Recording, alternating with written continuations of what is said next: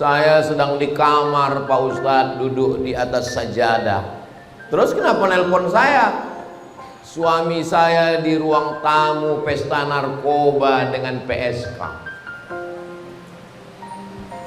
Ngadunya ke saya. Mestinya ngadu ke BNN. Terus ngapa ngadu ke saya? Apa yang mesti saya lakukan Pak Ustadz? Lapor ke Badan Narkotika Nasional. Tangkap, saya bilang. Tapi katanya surga di bawah tapak kaki suami Pak Ustadz. Siapa yang ngajari kamu begitu? Ustadz saya, Ustadz setan itu, saya bilang. Masa suami mabuk, berselingkuh, jahat dibilang surga di bawah tapak kaki suami? Laporkan dia ke polisi, tangkap dia, gugat ke pengadilan. Saya bilang, kalau dia berubah, taubat, lanjutkan. Tapi kalau dia nggak berubah, jahat, gugat ke pengadilan. Katanya kalau menggugat suami, tiang aras bergoncang Pak Ustadz. Itu kalau suaminya baik, kau gugat. Kalau suami macam ini, kau gugat. Jangankan tiang aras, tiang listrik pun nggak bergoncang. Jangan mau perempuan ini dibodohi. Hartanya diambil, gajinya diambil, dieksploitasi, ditekan. Saya nggak mau begitu. Makanya kalau ada ustadz-ustadz melo yang mengajarkan ibu, ikhlaskan saja. Ikhlaskan. Kalau ada ustadz begitu mengajarkan, bawa dia ke atas, tolakkan dari atas. Sadis ustadz ini.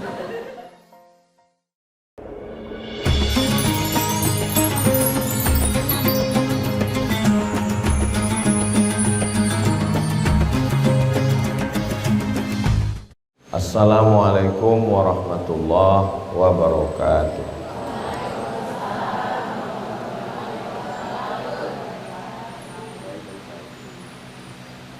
Kalau Tuan pergi ke Batam, banyak-banyak bersolawat. Dari bunyi sambutan salam, sepertinya jamaah masih puasa sunat. Apa kabar Bapak Ibu semua? Sehat? Alhamdulillah. Allahumma salli ala Sayyidina Muhammad wa ala ali Sayyidina Muhammad. Yang sama kita hormati Ayahanda Owner Asia Baru beserta ibu dan keluarga. Yang sama kita hormati Bapak Ibu Owner Villa Bokori Island beserta owner-owner yang produknya nanti dibuatkan video endorse satu-satu. Semoga semua yang hadir ini dimuliakan Allah Subhanahu wa taala. Amin ya rabbal alamin. Saya hari Jumat, Sabtu, Ahad, Senin itu di luar. Satu provinsi saya datang sekali. Sumatera Utara sekali, Sumatera Barat sekali, Kalimantan Selatan sekali, Sulawesi Tenggara sekali. Di luar jadwal itu saya tidak bisa datang. Kemarin kita ke Konawe Selatan, Konawe Utara, Konawe. Nanti Ustadz diminta untuk hari ulang tahun kabupaten. Saya tidak jawab. Yang jawab nanti Ibu Mawan. Ustadz nanti datang, kebetulan kami tuan rumah MTQ provinsi. Saya tidak jawab. Saya hanya senyum saja. Yang jawab nanti Ibu Mawar. Ini saya jelaskan ke ibu bapak semua, supaya nanti jangan bingung kalau ada orang bertanya, kenapa Ustadz Somad itu diundang tidak datang? Ini kan dakwah, ini kan pengajian. Kenapa dia pilih-pilih? Saya tidak pilih-pilih. Saya hanya datang setahun sekali. Jumat, Sabtu, Ahad, Senin. Hari Selasa, Rabu, Kamis saya di rumah. Selama 4 hari di satu daerah itu, saya mau di daerah itu ada pesantren. Jadi kalau di daerah itu ada yang mewakafkan tanah ke saya tidak bisa urus. Maka saya serahkan ke tim yang mengurus jadwal saya di provinsi tersebut. Ada orang mewakafkan tanah di provinsi Jambi. Lalu yang mengurus saya namanya Ustadz Dahrizal Dahlan. Saya bilang, bang, ini pewakaf, ini abang buat pondok, namanya Pesantren Darul Ihsan. Sudah berjalan dan angkatan pertama kemarin sudah berangkat ke Mesir. Alhamdulillah. Di Palembang ada orang ngasih tanah 6 hektar dekat pintu tol. Saya bilang, saya terima Pak Haji, tapi saya nggak bisa tinggal di sini, karena kalau saya tinggal di Palembang berarti harus buka cabang. Pecah perang dunia ketiga nanti. Maka saya serahkan ke tim yang mengurus saya di Sumatera Selatan. Namanya Habib Mahdi. Habib Mahdi dengan Ustadz Ali. Akhirnya didirikanlah pesantren, sekarang sudah jalan. Alhamdulillah. Di Sulawesi, di Kalimantan Selatan yang ngurus namanya Ustadz Hatta. Ustadz Hatta mewakafkan tanah almarhum bapaknya. Berdirilah pesantren, sudah jalan. Namanya Pesantren Nurul Azhar Kalimantan. Di Sulawesi Tenggara sampai hari ini belum ada yang mewakafkan tanah ke saya. Makanya ketika saya dapat kabar dari Al-Khansa, dari Ibu Mawar dan ibu-ibu, Ustadz Somad, kita dapat tanah wakaf. Maksudnya Al-Khansa dapat tanah wakaf. Maka saya bilang, ayo kita letakkan batu pertama. Saya memang begitu. Saya tidak mau diundang oleh bupati, gubernur, kabak kesra, datang ceramah pulang. Enggak, saya enggak begitu. Saya mau ada sesuatu. Kalau bisa pondok, kalau enggak bisa pondok, masjid, sekolah. Makanya beberapa tahun yang lalu ketika ibu mengajak meletakkan batu pertama, siap. Kita tidak bisa naik ke atas ini waktu itu karena lumpurnya segini. Masih gunung. Akhirnya kita hanya di bawah, itu pun tapak sepatu sudah tebal karena tanah merah. Letakkan batu pertama. Sejak itu saya tidak pernah tanya Ibu Mawar apa kabar batu itu. Entah bertambah batu kedua atau sudah berlumut. Sampai akhirnya beliau mengatakan, Ustadz Somad, sudah berdiri masjid. Saya bilang, kalau begitu ayo kita resmikan. Saya orangnya tidak perfeksionis, tidak pernah menunggu sempurna. Bagi saya tiangnya pun yang penting ada dulu. Dan inilah yang saya lakukan di setiap provinsi. Covid 6 bulan kami tidak keluar. Lockdown bulan Maret, April, Mei, Juni, Juli, Agustus.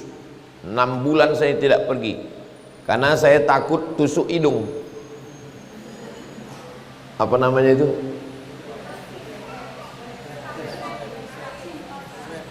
Vaksin yang suntik, swab. Nah, saya takut ditusuk hidung, nanti saya kena COVID, disuntik mati. Jadi saya nggak pergi. 6 bulan saya nggak keluar, di rumah aja. Setelah 6 bulan keluar, jadwal pertama ke Medan. Sampai di Medan, di kamar itu ada timbangan, saya berdiri, naik 6 kilo. Ternyata kalau di rumah lama bisa gemuk saya. Habis itu keluar-keluar kurus lagi. Jadi selama kami 6 bulan tidak keluar itu, saya sama kawan-kawan, saya bilang ini COVID ini nggak tahu berakhirnya kapan. Kawan kita sudah banyak yang mati. Saya bilang, ayolah kita ngumpul. Akhirnya saya dan kawan-kawan ngumpul, numpang di rumah ibu dokter. Kebetulan ada ibu dokter, dia punya rumah agak lapang. Kami numpang ngumpul di rumah ibu ya. Ya, kami ngumpul. saking nggak adanya tempat ngumpul. Lalu kemudian ketika itu saya bilang sama kawan-kawan, judul pertemuan kita ini adalah mau dibawa kemana hubungan kita. Kalau hanya sekedar berteman, berkawan, ketemu walimah, akikah, akad nikah, kita sudah. Tapi kita mau buat amal bersama. Tabligh akbar nggak bisa, ceramah nggak bisa, karena kalau rame ditangkap polisi. Saya bilang, tolong cari nama orang-orang kaya yang punya tanah. Nanti kita datangi rumahnya satu-satu, kita minta tanah. Karena kalau ditunggu orang berwakaf, dia nggak mau.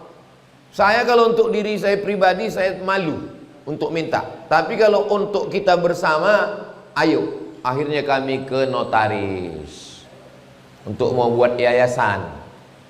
Kata notaris, kalau untuk Ustadz Somad dan kawan-kawan nggak usah bayar, gratis. Memang notaris nih baik-baik memang. Namanya Pak Dariun namanya. Buatlah Yayasan Tabung Wakaf Umat. Akhirnya setelah kami buat, tidak pernah bawa nama Abdul Somad. Assalamualaikum Pak Haji. Waalaikumsalam.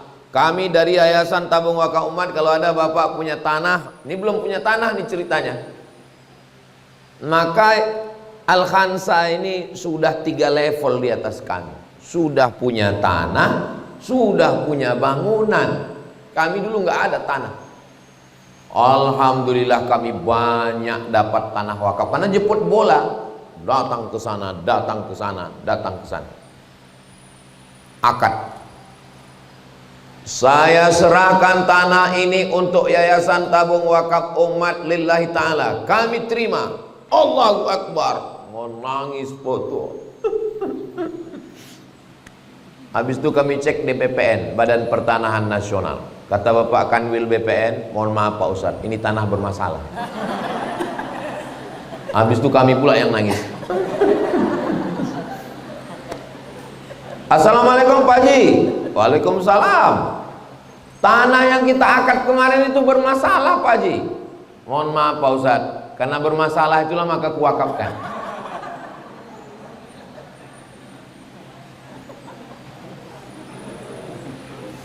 Jadi kalau masalah tanah ini udah kenyang saya. Datang satu lagi ke kantor, membawa peta, dibuka petanya selebar ini. Ini 200 hektar Ustadz Somad. Ustadz pilih yang mana untuk buat pondok. Boleh di kanan, boleh di kiri, boleh di atas, boleh di bawah. Tunjuk. Berapa hektar Pak? Terserah Ustadz mau berapa hektar. Luar biasa. Tapi kita udah agak takut juga, ini trauma soalnya. Tapi mudah-mudahan yang ini enggak. Kalau gitu kami pilih yang ini dekat jalan aspal. Oke, 5 hektar cukup? 5 cukup. Besok kami sama yayasan datang ke sana. Sampai di sana rame. Mereka udah nyambut kita tabligh akbar. Iya. 3 yang nyambut kami di situ. Satpol PP, Pemuda Pancasila, polisi. Kami tanya, acara apa ini rame Pak? Ini tanah sengketa Pak Ustaz. Batal. Sejak itulah kami kalau dapat tanah wakaf langsung menghadirkan Pak Kua. Gunanya untuk akta ikrar wakaf. Saya wakafkan tanah ini ke Yayasan Tabung Wakaf Umat lillahi ta'ala. Saya terima sebagai yayasan. Langsung Pak Kua mengeluarkan surat namanya akta ikrar wakaf. Akta ikrar wakaf yang selembar ini dibawa ke BPN, Badan Pertanahan Nasional, lalu berubah nama orang di atas itu menjadi nama yayasan. Yayasan Tabung Wakaf Umat, Yayasan Al-Khansa. Setelah dia jadi yayasan, 3, tidak bisa dihibahkan, tidak bisa diwariskan, tidak bisa diperjualbelikan. Aman yayasan, aman keluarga, aman jamaah. Hati kita pun tenang. Datang seorang mantan wali kota, tapi kami masih trauma ini. Ustaz Abdul Somad, saya pertama PNS, gaji saya yang pertama inilah tanah 1 hektar ini, saya serahkan ke Ustaz. Dalam hati saya, iyalah Pak, saya bilang. Namanya orang trauma kan. Ternyata kami dicek di BPN bersih. Akhirnya kami dirikanlah pesantren namanya Nurul Azhar, mengambil nama Al Azhar. Sudah berdiri sekarang kelas 2 SMA. Insya Allah tamat nanti, dan yang sudah hafal Quran sebanyak 30 orang. Setiap Ramadan mereka lah yang membaca Quran, tarawih, khatam 30 juz selama 1 Ramadan. Berkat sering kena tipu tadi.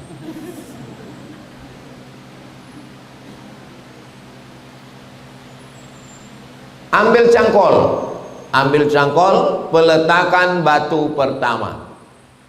Pohon kates, rumput-rumput, pohon ubi, saya cangkolkanlah di situ.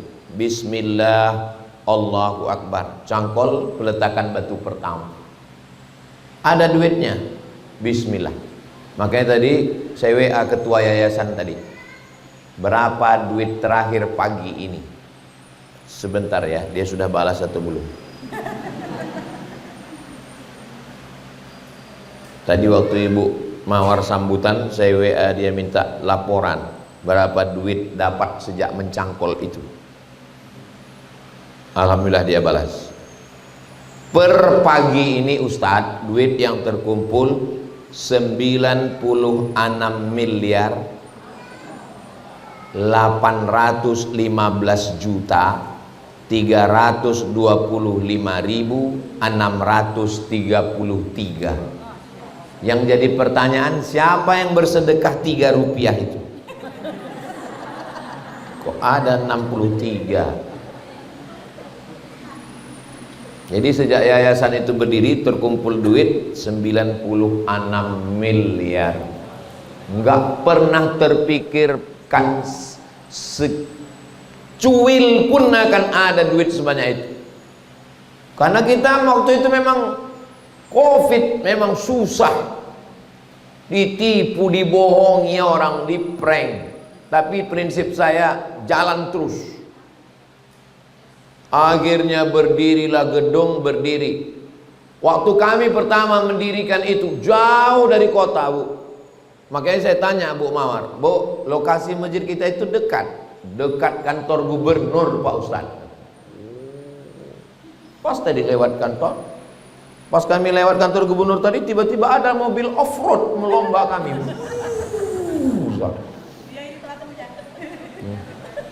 Pak Ilham. Masya Allah, tabarakallah.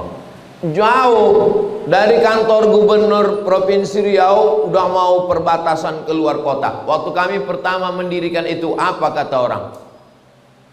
Siapalah yang mau datang ke situ nanti? Jauh itu Pak Ustadz, jual aja tanahnya Pak Ustadz.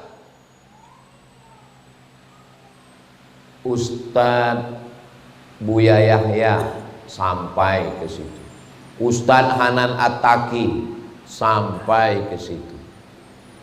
Bahkan non muslim Bapak Kapolri Pak Listio sampai ke situ. Dia mau nengok pondok, bawa ke situ. Kemudian non muslim Bang Daniel Mananta sama istrinya orang Jerman sampai ke situ. Dia mau nengok. Dan setiap orang yang sampai ke pondok itu semua melihat macam melihat kucing Anggora. Terkejut mereka. Dulu kebun-kebun kates sama kebun ubi. Datang satu orang bapak-bapak, belum masuk ke dalam, baru nengok pagarnya.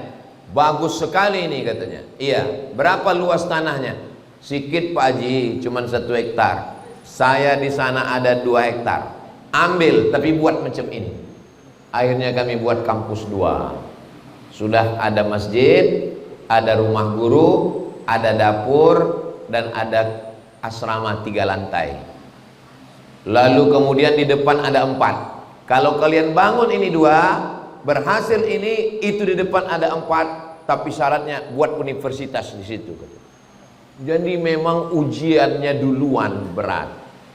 Setelah itu agak-agak landai. Sama seperti bawa mobil, yang berat itu gigi 1 ke gigi 2. Tapi kalau lihat Al-Khansa ini dia nggak pakai gigi 1, dia matic.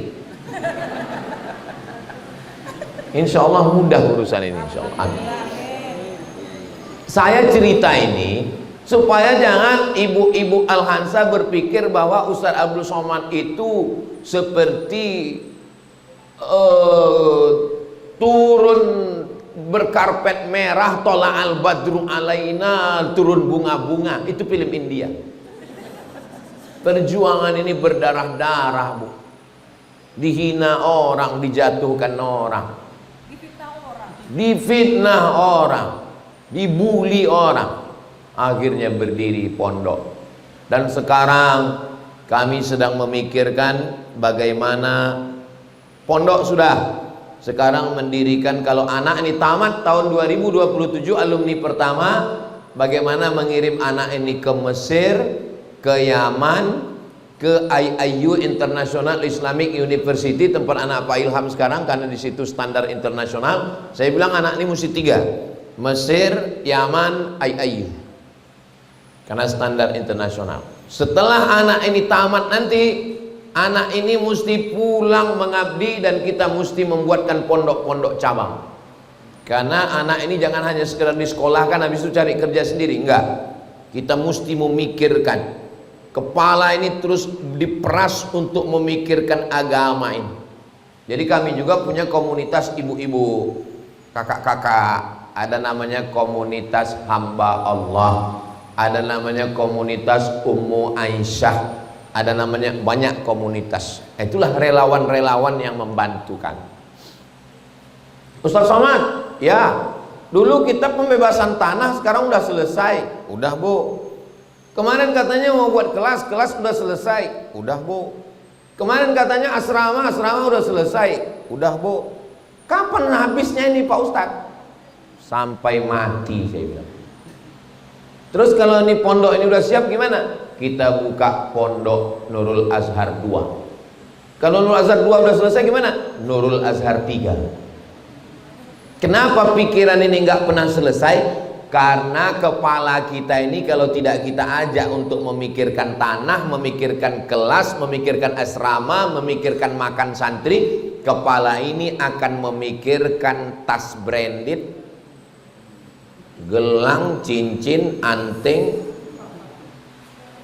Maka kepala ini mesti diajak untuk memikirkan impon. Tapi bukan berarti ibu yang punya gelang, punya cincin nggak boleh. Boleh. Istri saya juga punya gelang, punya cincin. Yang gara-gara ini lalu masuk ke dalam baju. Itu tujuannya. Jadi ini langkah menurut saya Al-Khansa jauh lebih cepat. Itu yang saya ceritakan tadi, itu yang pondok Nurul Azhar yang yayasan saya dengan kawan-kawan. Kalau yang di rumah pondok tempat Ustadz Somad dengan Ustazah Fatimah yang kami lihat di internet itu lebih parah lagi. Tarik napas panjang untuk mendengarkan cerita ini.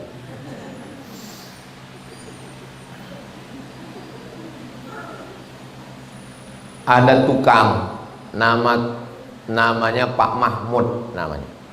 Kawan kita, sahabat dakwah kita. Pak Mahmud, ya. Ustazah Fatimah mau datang dari Jombang, Jawa Timur bulan Mei. Ini saya ngomong sama dia bulan April. Bulan Mei dia datang, kita langsung terima santri, saya bilang. Tapi kelas nggak ada Pak Ustadz, belajarnya di saung aja.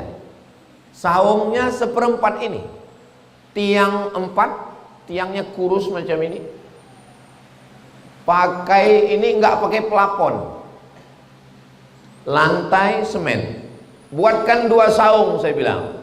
1 saung untuk baca Quran, 1 saung untuk makan. Karena santri makan baca Quran, belajar di situ. Nggak bisa Pak Ustadz. Kenapa? Karena tukang-tukang semuanya pulang kampung karena Idul Fitri. Nggak ada manusia lagi yang bisa diminta tolong. Ada Ustadz, tapi non muslim. Orang non muslim ada, kata dia. Saya bilangkan jangankan non muslim, jin kafir pun serahkan semua. Yang penting sebelum Ustazah Fatimah datang, 2 saung ini siap. Nggak sampai 1 bulan siap 2 saung. Saung untuk makan dan saung untuk baca Quran. Kalau ibu bapak ada nonton saya menghatamkan kitab fikih Sulaiman Rasyid, itu di saung yang disiapkan itulah cuman 4 tiang, atap nggak pakai plafon, disitulah anak belajar. Nggak ada kelas baru ada setahun setelah itu. Akhirnya nyusullah datang asrama. Berdiri asrama tahun lalu diresmikan 4 lantai 36 kamar. Saya tanya tukang, berapa harga asrama ini selesai? Pak Mahmud, saya ada uang 1 M. Nih, tolong buatkan 5 kelas. 1, 2, 3, 4, 5. Kalau uangnya kurang jangan lapor ke saya, diam aja dulu. Karena kalau lapor jantung saya tak tahan. Pokoknya ini buat. Ya Pak Ustadz. Dan saya nggak pernah nanya ke dia gimana kabar uang, nggak pernah. Akhirnya dia bangun 5, 10, 15, 20 selesai. Peresmian. Datang Kiai Hasan. Kiai Hasan dari Gontor datang, saya buatkan prasasti. Pak Kiai, ya, tolong tanda tangani Pak Kiai. Kata Pak Kiai, gedungnya mana? Belum ada. Untungnya Pak Kiai nggak marah. Ya udah ditandatangani. Gedungnya belum siap. Udah selesai baru saya tempel. Ini gedungnya udah ada, ini belum ada, bayang. Akhirnya bangunan itu selesai, saya tanya Pak Mahmud, berapa kelas jadi Pak Mahmud? 5, 10, 15, 20, 4 lantai. Berapa jadinya? 8 miliar Pak Ustaz. Jadi sekarang anak nggak punya asrama, kami tinggalkan di rumah tipe 36, nggak pakai pagar. Bahaya ini Pak Ustadz kalau anak santri perempuan tinggal di rumah tipe 36 nggak pakai pagar. Gimana nanti kalau ada pencuri? Ya kita doa sama-sama supaya aman. Melapor ustazah yang ngawal. Ada pencuri masuk? Enggak Pak Ustadz. Terus tidur pencuri itu di kamar santri. Astagfirullah. Ya Allah. Ini anak gadis orang kalau mengamuk bapaknya, tolonglah ya Allah, kasihlah ini. Akhirnya dapat tanah, dibeli, buat asrama. Terakhir asrama 36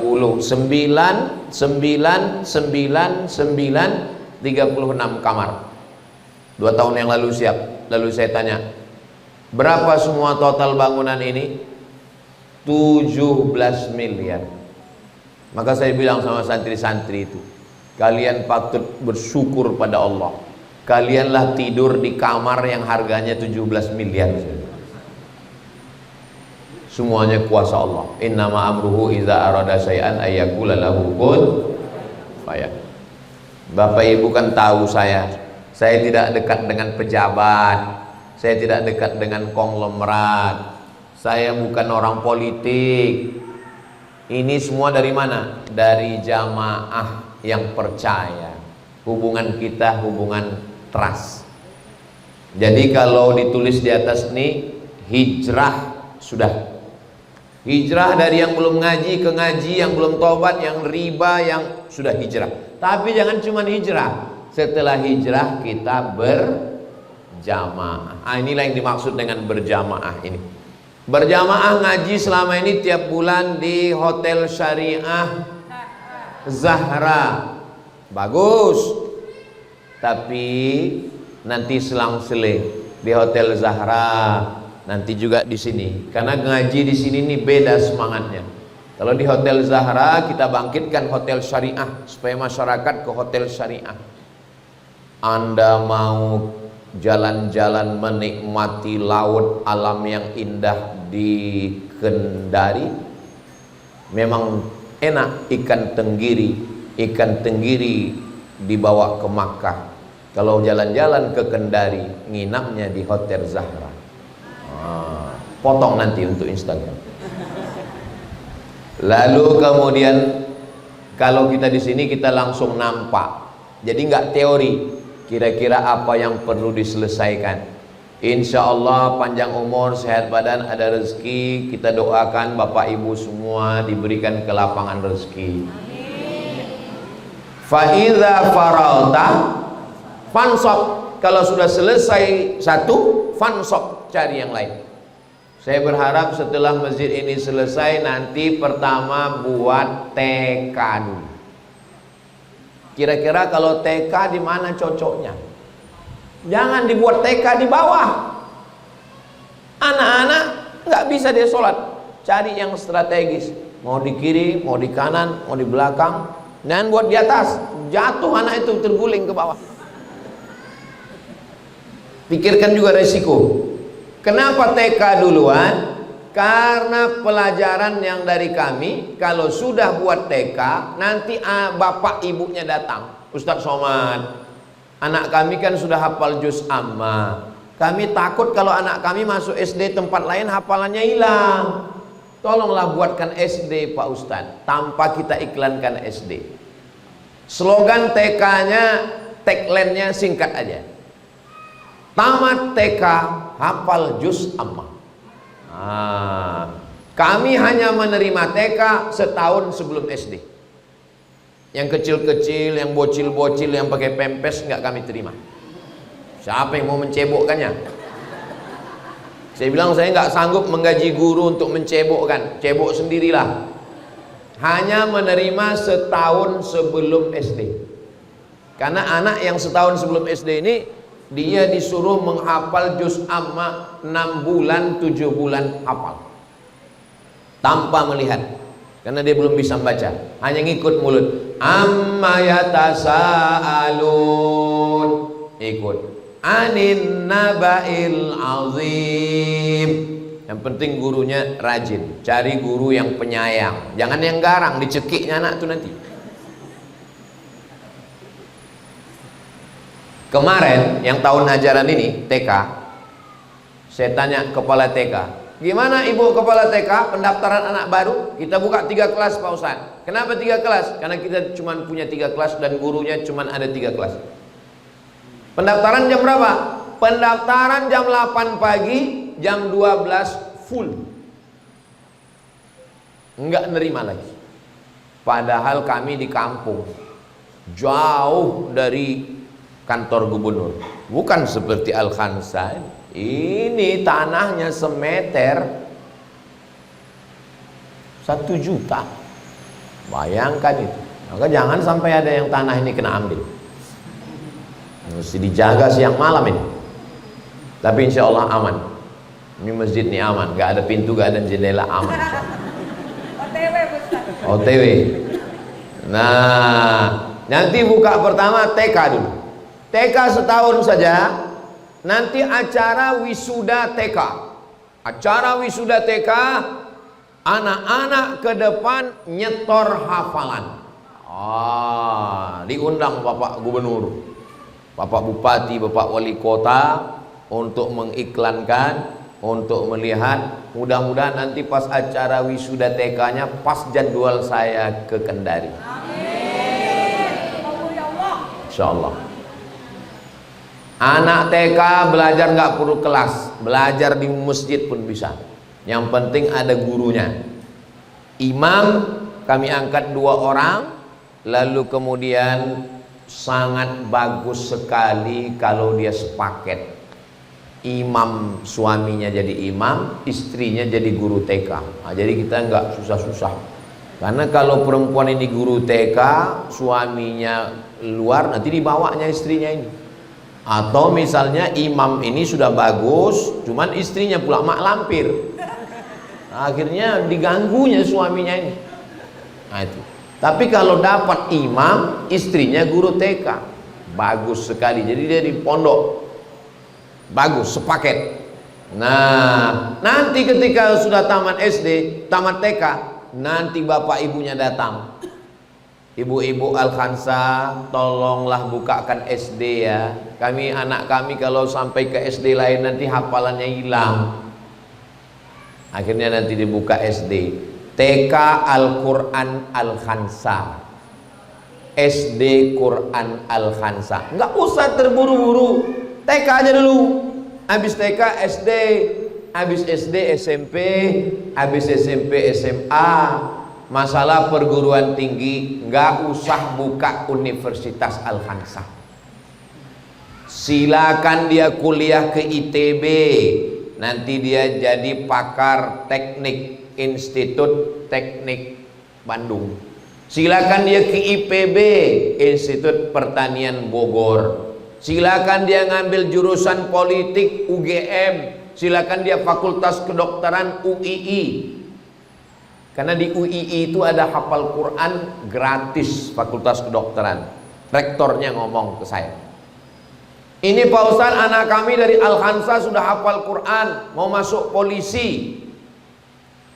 Pak Jenderal Fulan ngasih tahu ke saya, kalau ada santri Pak Ustadz yang hafal Quran mau masuk polisi, bawa berkasnya ke sini.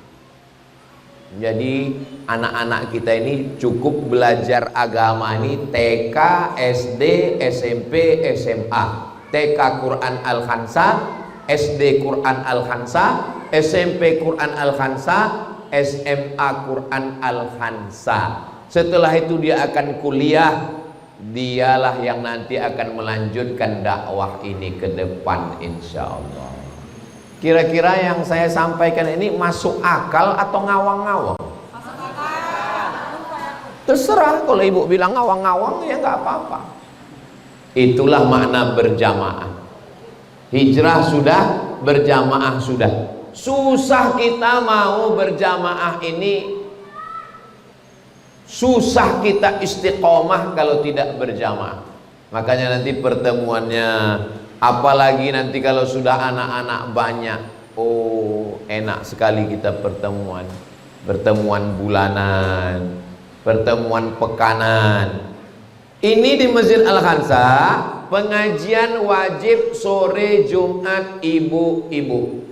Jumat pertama akidah, Jumat kedua fikih, Jumat ketiga akhlak, Jumat keempat tahsin. Az-Zahra, kalau di Riau Az-Zahra, Az-Zahra 4 kali pengajian. Jumat sore habis asar baca Yasin. Habis baca Yasin, zikir doa, kirim kepada almarhum almarhumah, habis itu ngaji. Jumat pertama akidah, Jumat kedua fikih, Jumat ketiga akhlak, Jumat keempat tahsin. Yang tahsin Ustazah Fatimah langsung yang ngajar. Kenapa bukan Ustaz Somad yang ngajar? Karena pengajiannya perempuan. Kalau perempuan ngaji tahsin sama ustazah perempuan. Jangan ngaji tahsin sama laki-laki. Nanti ustaz laki-laki itu menengok mulut orang ngaji. Miu. Jangan ngaji sama laki-laki kalau ngaji tahsin. Kalau pengajian umum nggak apa-apa. Jangan ada kontak dengan laki-laki yang tidak mahram. Ibu Mawar yang mengurus saya sudah bertahun-tahun, tapi beliau nggak ada nomor handphone saya. Dan saya pun tak ada nomor handphone beliau. Kenapa begitu? Menghindarkan fitnah. Ini perlu saya jelaskan supaya jangan ada dusta di antara kita. Jangan sampai ustaz hanya pandai berceramah aja, tiba-tiba sampai jam 2 malam ngobrol sama bini orang. Mari kita jaga hati kita, jangan bicara dengan perempuan yang gak mahram. Pas diperiksa handphonenya, bini orang semua isinya. Apa itu? Ustaz kok tahu? Saya pernah ditelepon bini orang jam 12 malam. Assalamualaikum. Salah sambung saya bilang. Ustaz Somad kan katanya. Nah, mungkin kita bohong kan, kita Ustaz. Betul saya bilang. Yang kuat-kuat, istri saya sebelah saya bilang. Ada apa saya bilang? Saya sedang di kamar Pak Ustadz, duduk di atas sajadah. Terus kenapa nelpon saya? Suami saya di ruang tamu pesta narkoba dengan PSK. Ngadunya ke saya. Mestinya ngadu ke BNN. Terus ngapa ngadu ke saya? Apa yang mesti saya lakukan Pak Ustadz? Lapor ke Badan Narkotika Nasional. Tangkap, saya bilang. Tapi katanya surga di bawah tapak kaki suami Pak Ustadz. Siapa yang ngajari kamu begitu? Ustadz saya, Ustadz setan itu, saya bilang. Masa suami mabuk, berselingkuh, jahat dibilang surga di bawah tapak kaki suami. Laporkan dia ke polisi, tangkap dia, gugat ke pengadilan, saya bilang. Kalau dia berubah, taubat, lanjutkan. Tapi kalau dia nggak berobat, jahat, gugat ke pengadilan. Katanya kalau menggugat suami, tiang aras bergoncang Pak Ustadz. Itu kalau suaminya baik, kau gugat. Kalau suami macam ini kau gugat, jangankan tiang aras, tiang listrik pun nggak bergoncang. Jangan mau perempuan ini dibodohi. Hartanya diambil, gajinya diambil, dieksploitasi, ditekan. Saya nggak mau gitu. Makanya kalau ada ustadz-ustadz melo yang mengajarkan ibu, ikhlaskan saja. Ikhlaskan. Kalau ada ustadz begitu mengajarkan, bawa dia ke atas, tolakkan dari atas. Sadis ustadz ini. Jadi semua ini Al-Khansa sudah ramai alhamdulillah. Tapi kota Kendari penduduknya 300.000 orang. Berarti kalau dibagi dua, 150.000 orang laki-laki, 150.000 perempuan.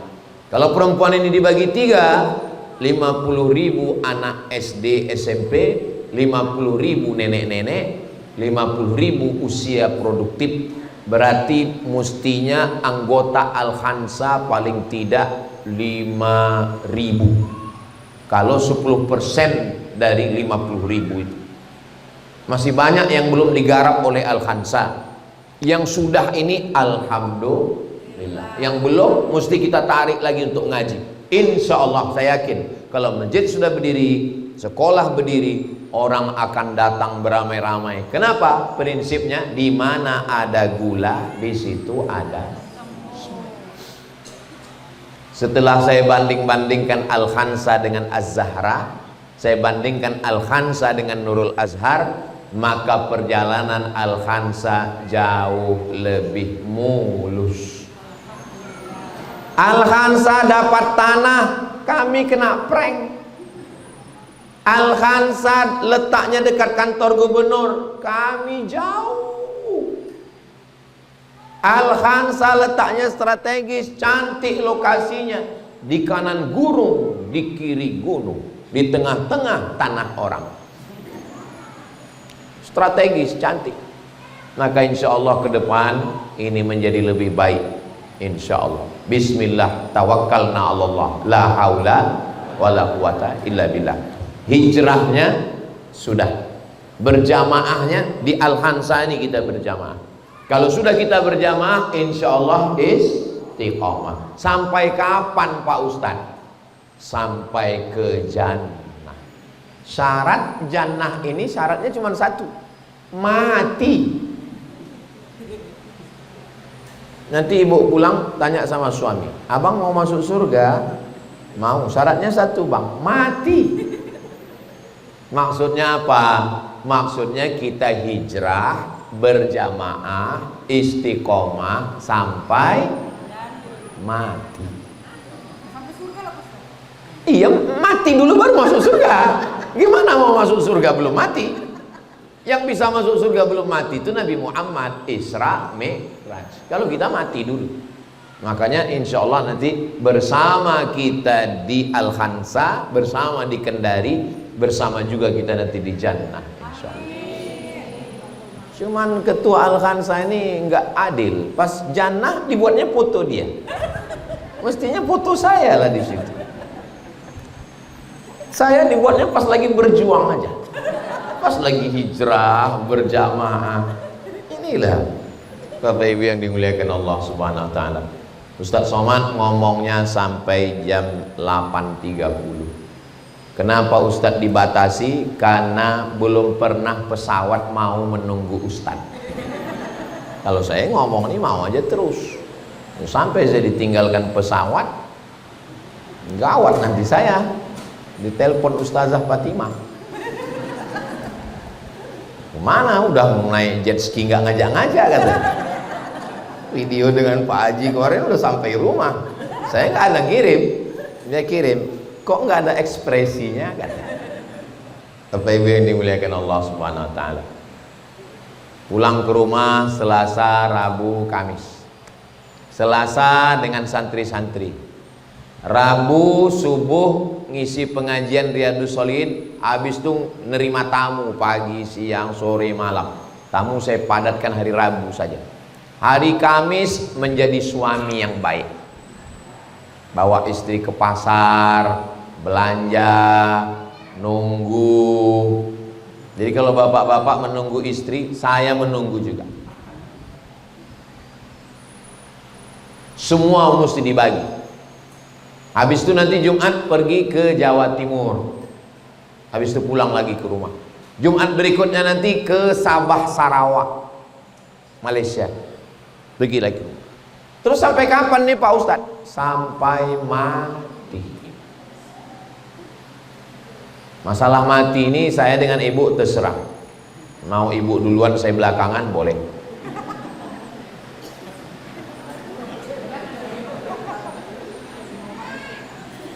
Kalau saya mati duluan, insya Allah pahala masjid, pahala sekolah mengalir untuk saya. Dari bunyi aminnya seperti kurang setuju kelihatan. Mentang-mentang saya nggak ikut bangun. Karena saya sudah sampaikan, sudah saya tumpahkan semua pikiran saya. Lalu nanti dieksekusi, anak-anak tiap pagi membacakan Al-Fatihah. Walaupun Pak Haji yang mewakafkan tanah, walaupun Bapak yang bangun, tapi anak-anak itu tetap ngirim Al-Fatihah ke saya. Kenapa? Karena nama saya di prasasti itu. Tengok mereka, untuk Abdul Somad Al-Fatihah. Begitulah ikhlasnya bapak-bapak, ibu-ibu. Nggak ada mereka minta nama dia di situ. Nama Abdul Somad. Tapi catatan malaikat tidak pernah lupa. Justru nama yang dilihat itu boleh jadi tidak diterima karena ria, karena ditengok manusia. Tapi amal bapak ibu tidak ada dilihat manusia. Yang melihat hanyalah Allah. Begitu cara menghibur orang yang namanya nggak ada di prasasti.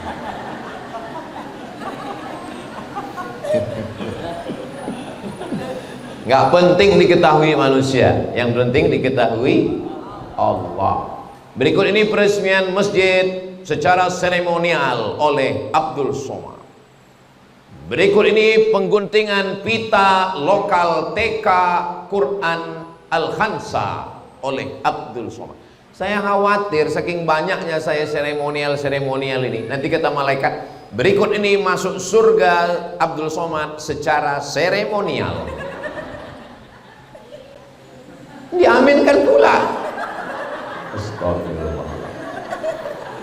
Janganlah secara seremonial. Kita maunya masuk surga ini khalidina fiha abada. Saya setiap mau pergi, saya bilang sama istri saya, aku pergi ini pergi berjihad. Kalau aku mati, jenazahku nggak pulang, karena tiket jenazah mahal. Saya nggak mau membebani jamaah. Kalau kebetulan aku meninggal pas jadwal di Sumatera Utara, bawa jenazahku ke kampung emakku, sudah saya buat kosong di dekat kubur emak saya sebelah kanan. Saya kosongkan, itu kuburku nanti. Kalau kebetulan aku mati di Riau, kuburkan aku pas di depan imam Masjid Hajjah Rohana, masjid emak saya.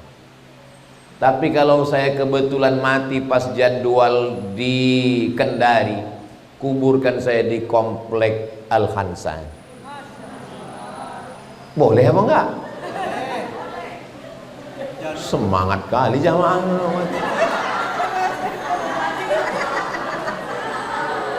Kenapa saya mau mati di sini? Supaya anak-anak jamaah setiap hari ziarah mengirimkan Al-Fatihah. Kalau dikuburkan kita di makam pahlawan, banyak koruptor di situ. Makanya Kapolri Jenderal Hugeng nggak mau di makam pahlawan. Jenderal Hugeng kata Gus Dur, 2 polisi yang baik. 1 polisi Hugeng, 1 polisi tidur. Dia mau dimakamkan. Maka saya kalau mati pas jadwal di sini, jangan kirim jenazah saya pulang. Kenapa? Berapa tiketnya itu? Dari Kendari ke Jakarta, dari Jakarta Pekanbaru. Dan yang paling gak enaknya, dimasukkan kita sama-sama koper sama sayur. Al-Mukarram Abdul Somad sama koper. Tengok kanan koper. Bagus saya mati di sini. Kalau boleh saya dikuburkan di sini.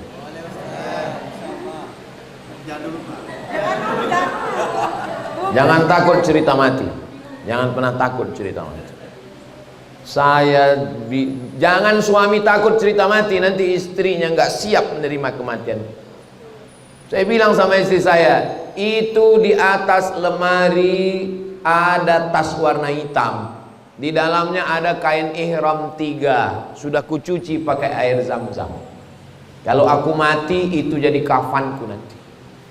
Saya tulis siapa yang memandikan saya, siapa yang memasukkan ke liang lahat. Dan saya tulis, aku nanti lepas dari masjid kalau aku mati di rumah. Jangan pakai kata sambutan, supaya cepat aku berjumpa dengan amal soleh.